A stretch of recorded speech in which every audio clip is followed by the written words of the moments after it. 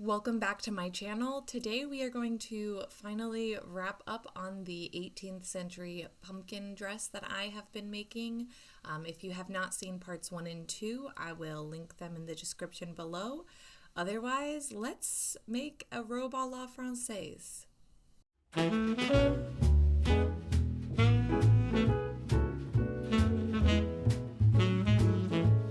So I started by just cutting out all of my fabric. I was using an orange taffeta that I purchased for about $1 at a local fabric warehouse. So this is actually a polyester taffeta, not a silk taffeta, and I'm totally okay with this because, you know, it's a good color.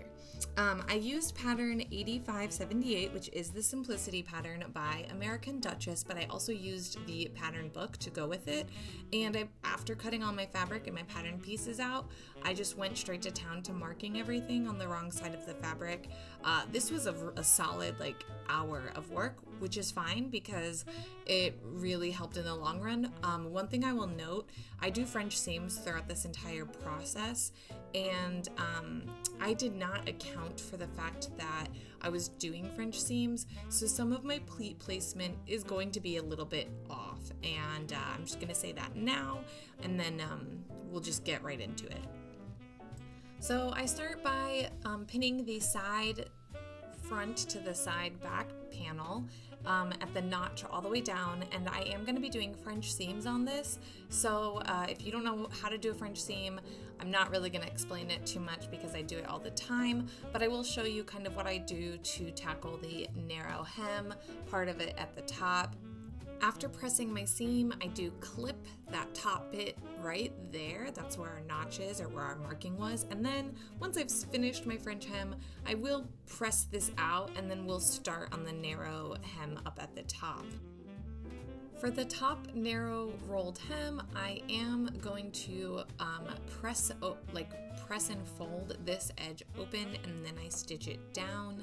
This part is actually where the pocket will go, or where the slits to be able to get to my pockets are. So it's really important that this part is here. I don't recommend skipping it at all.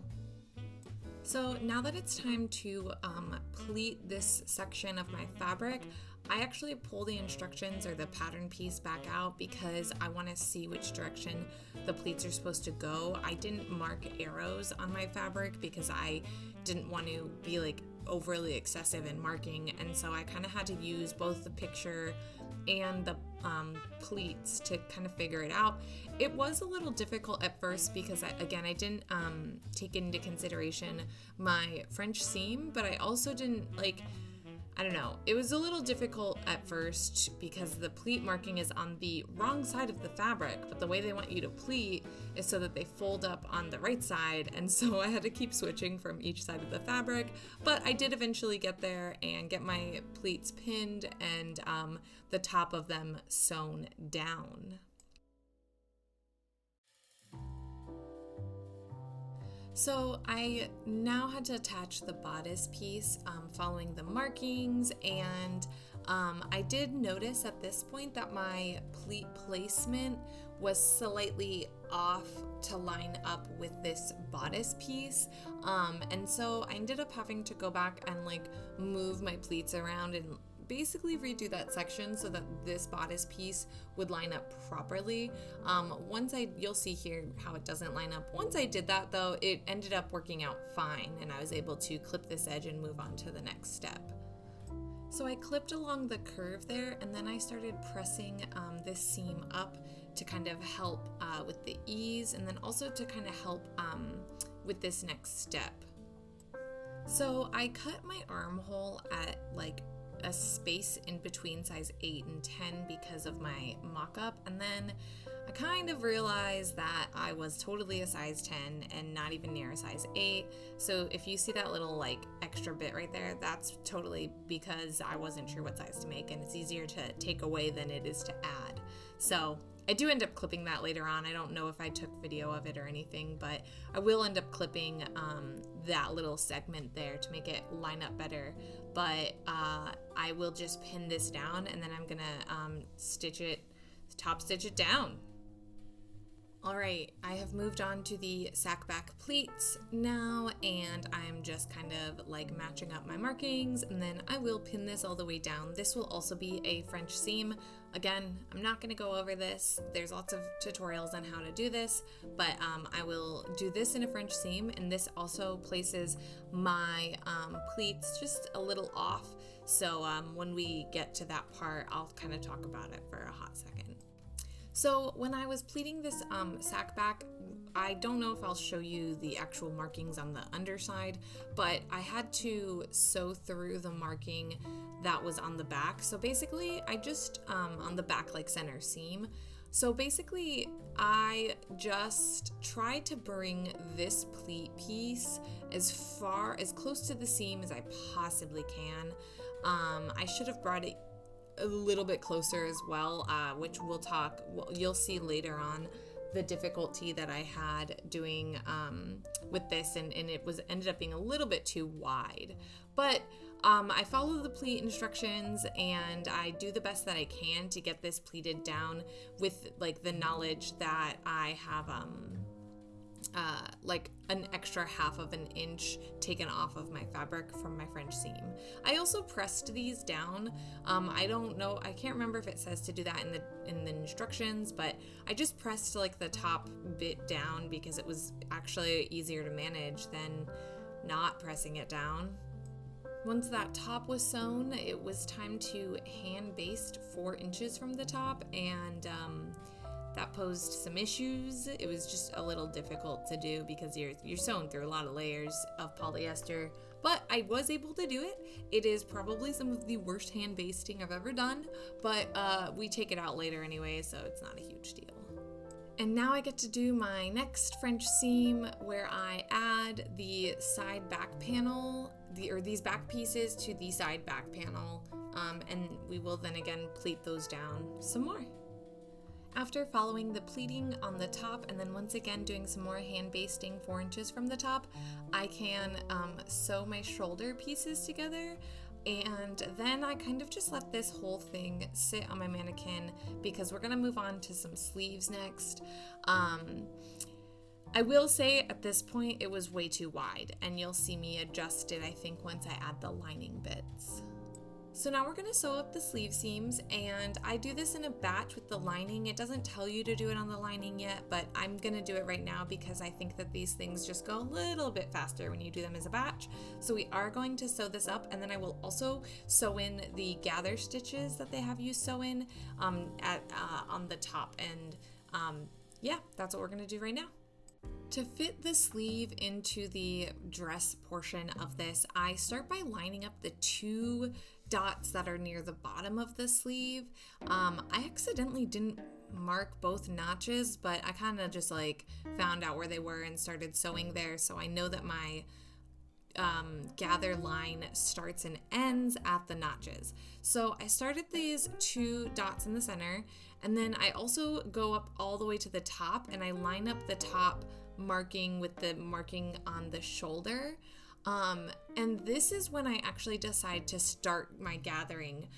The first sleeve I did, this is actually the second sleeve. The first sleeve I kind of did trial and error to figure out how I wanted to do this to show you guys. But basically I pull the string, or pull my gathers until the top 3 dots all line up, or circles. They're small circles, I don't know why I call them dots, and then I'll pull it again until the notch lines up with the gather stitch. I will repeat this on the other side, so like if you can see how I kind of divide the sleeve into 2 portions. So now I'm gonna pull my gathers so that the second the dot on the left, I guess, or this small circle on the left lines up.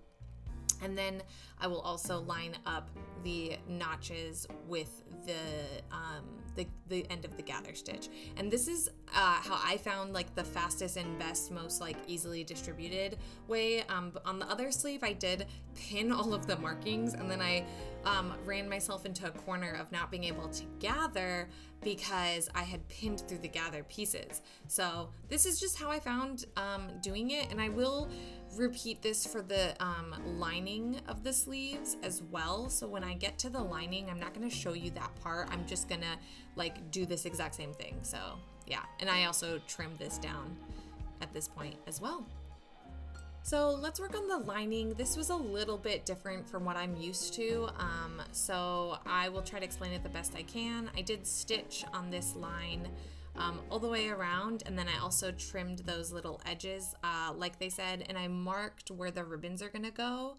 I've never done lining like this before, so it was rocky for me, but basically now at this point, now that I've stitched this all down, and now this is like the right side of the fabric that we're looking at, I'm going to be pinning my 12-inch strips of ribbon. I luckily had just enough left. I didn't even think about buying this item when I was going into this, so the fact that I had this much left was miraculous. All right, after sewing those down, I'm gonna roll this inside and get this stitched down as well. This lines up pretty well, in my opinion, like the clipping with the stitching, and it actually works out pretty well. It just, again, like, it was a bit confusing for me because I've never done lining of a sackback gown like this before. So I will like roll this in, pin it, and then I'll go sew it. And now we're gonna assemble the rest of this lining. Now I'm just going to pin the front lining pieces to this back piece at the shoulder and side, again lining up the notches and everything and the dots, and I'll sew this down as well. And now I can add the sleeves, the lining, the sleeve lining exactly how I did before. I'm not going to go over this again. You can just go back to that part of the video, but I'm going to do it the exact same way, no changes. Then I'm going to turn up the bottom edge of the lining and pin it and get it ready to sew before sewing this into the actual pieces. So now it's time to pin the lining onto the actual outer garment, and this is when I realized that my pleats were not lining up properly at all with the lining. You can see that huge gap there. That is pretty massive.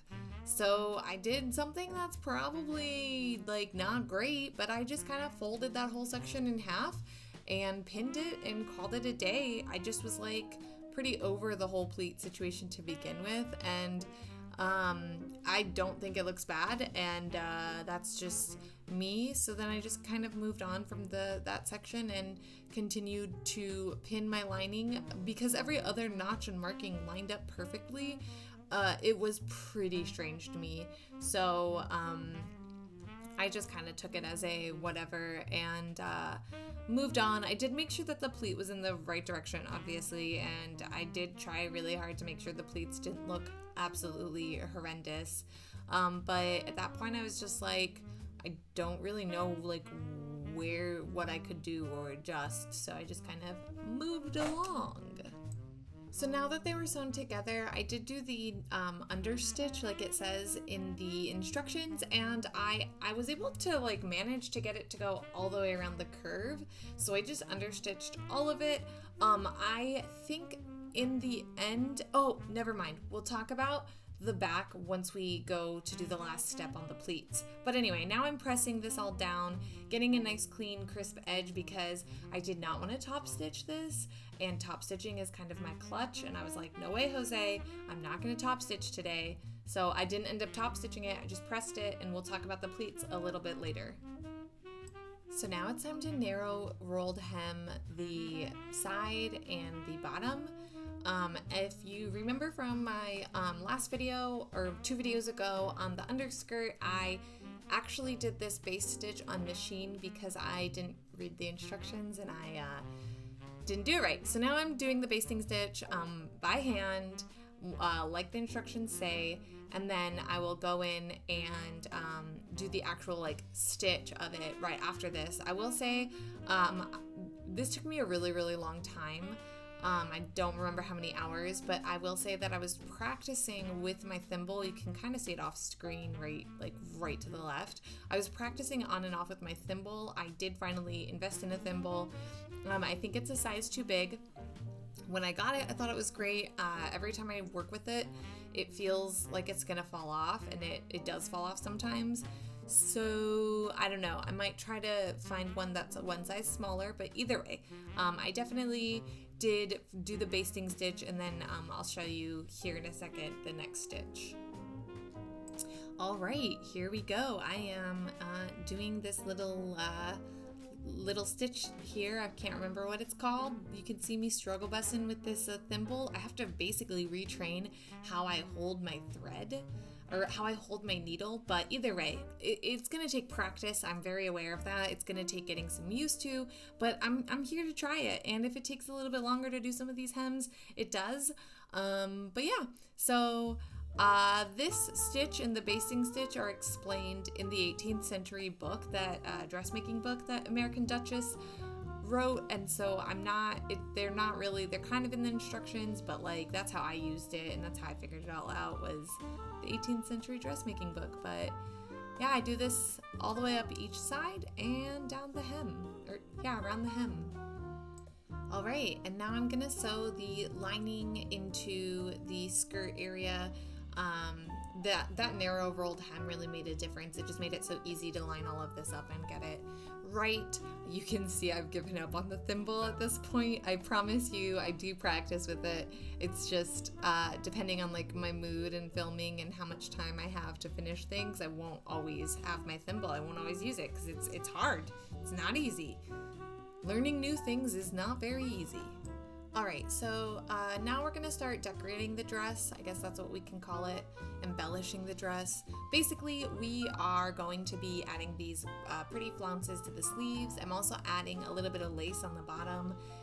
At this point, I think I stopped using the instructions. I'm so sorry, guys. So bear with me on this. So basically, I am just going to cut these out. This is my piece.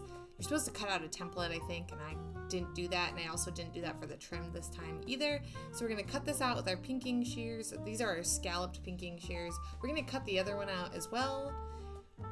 So for this lace under part, I'm literally going to be doing a running stitch, probably about a ½ inch to an inch long, just throughout the top portion of this lace. I'm going to do this all the way around without gathering it until I get it into the bottom of the sleeve. So I just kind of go all the way through this top part, running stitch, and then we'll work on sewing it down in a second.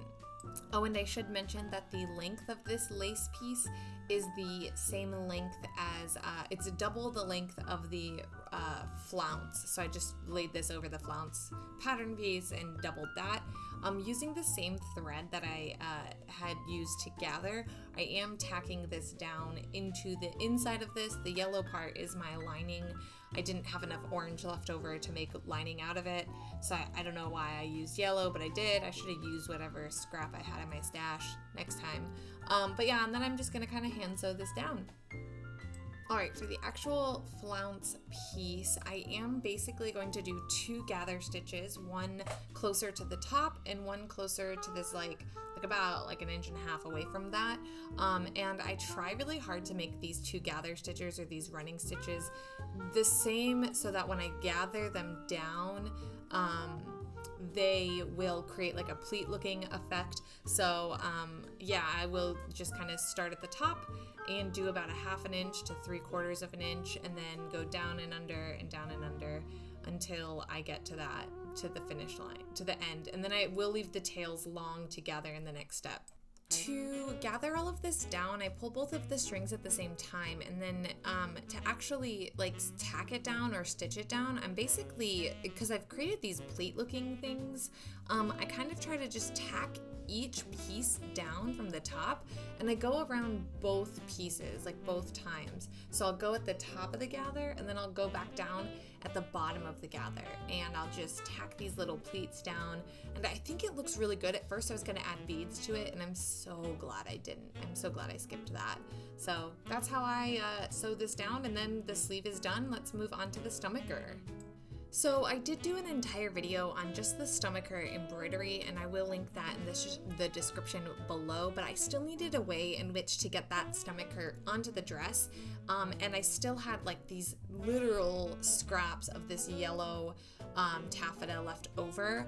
So I decided to make a base stomacher out of them using the pattern, and these will get sewn in and will actually have hooks at the front. So I did like create them and line them, and then same with the actual green one. There's green taffeta is lining it as well.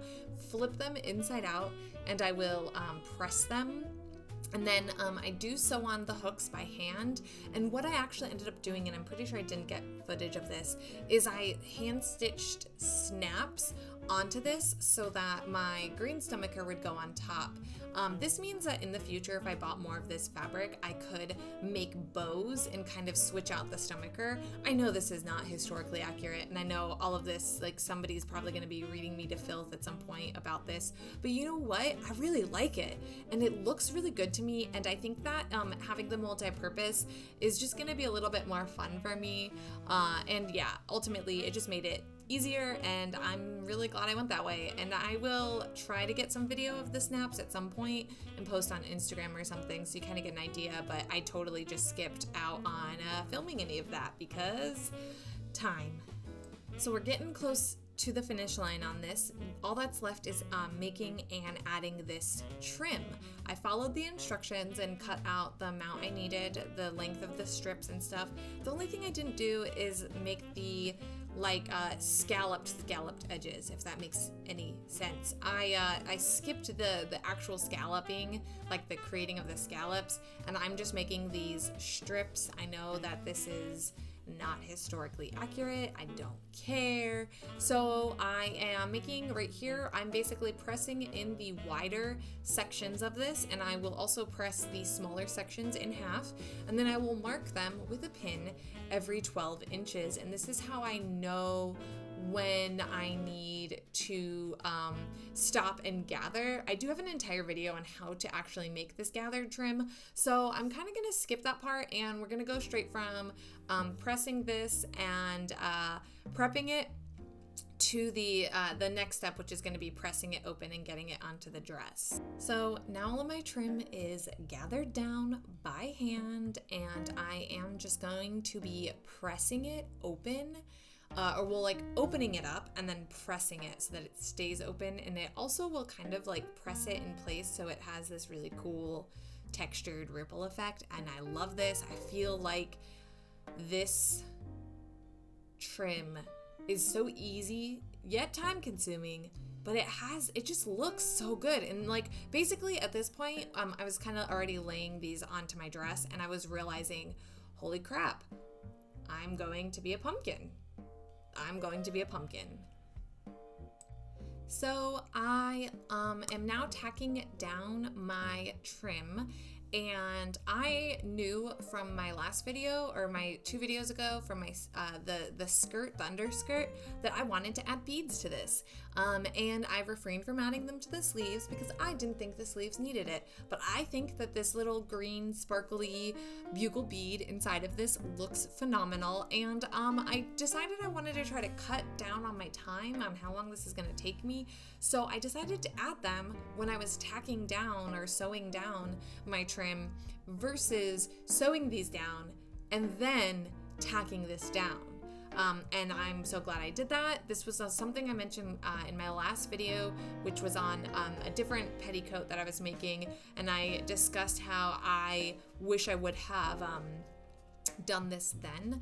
But essentially all I'm doing is the bugle beads are probably like between 1/4 of an inch and 1/2 inch long, and I will basically sew it down, and then I will come back through and go about the length of the bugle bead away from it, and then come back up and sew down another bead, and you know, just kind of rinse and repeat. And I'm really happy I did this because I think it adds a little bit of sparkle and fun. And again, like if you're new here, I don't do things historically accurate 100% of the time. There's a time and a place for historical accuracy, and I'm not really there yet. I am like 50% accurate, maybe less. But anyway, this is the last step, so let's see how this thing turned out. Let's move. I'm a pumpkin now, guys. Let's see how this turned out. Overall, the only disappointment I have with this is the stomacher. It is not the right size at all, and that's something that I should have done last versus second. But aside that, I really love the colors and just how this looks, and it honestly looks like a pumpkin to me. So I don't know. I love it. I'm happy with how it turned out. Would I ever remake it? Probably not. But I'm just glad that I learned some new things. Doing my hair was absolutely miserable, but I will definitely have to take another stab at it. If you guys like this video, please give it a thumbs up, comment below, and if you like sewing, subscribe to my channel, and don't forget that I have a Patreon where you get an exclusive vlog for this video, and there's also lots of cool content and stuff. So yeah, I hope to see you guys over there.